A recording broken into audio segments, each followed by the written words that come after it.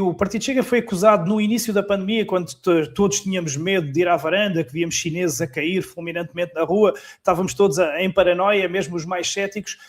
de ter proposto os internamentos compulsivos. Mas depois vimos o Chega a ser um dos únicos partidos com assento parlamentar a opor-se aos confinamentos, a opor-se à obrigatoriedade de máscara, a recusar os estados de emergência.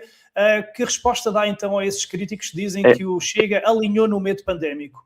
É isso mesmo, o Chega, como eu acho que o país todo teve um primeiro choque com a realidade da pandemia, não sabíamos o que é que estava em causa, venderam-nos uma espécie de, e eu era deputado único na altura,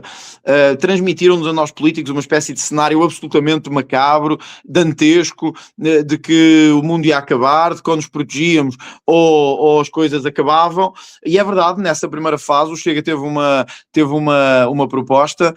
que era no fundo de criar mais mecanismos de proteção em matéria de doenças altamente contagiosas. Mas também é verdade o que tu disseste depois, Sérgio. O Chega reconheceu o que estava a acontecer, e acho que todos na vida temos a humildade de dizer que às vezes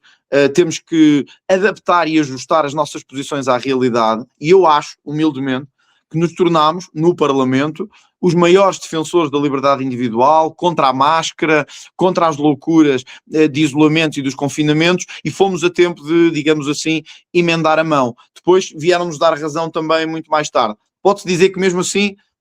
a razão chegou-nos um bocadinho mais tarde, mas eu prefiro que tenha chegado mais tarde do que nunca ter chegado. E depois travámos uma grande luta pela liberdade, que agora se tem mantido, ou seja, o Chega ganhou raízes nessa luta pela liberdade, e agora estamos a travá-la contra o dinheiro, contra o fim do dinheiro físico, que também nos querem impor, contra os certificados digitais. Portanto, eu diria até, nós aprendemos com a pandemia uma lição, que é não podemos descurar a liberdade, e eu agora levo a liberdade, se calhar, muito mais a sério do que levava antes da pandemia, e luto muito mais por ela do que se calhar fazíamos antes da pandemia.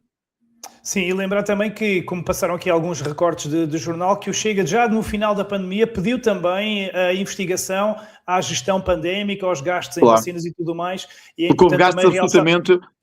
incompreensíveis, dinheiro de ventiladores que nunca apareceu, compras que nunca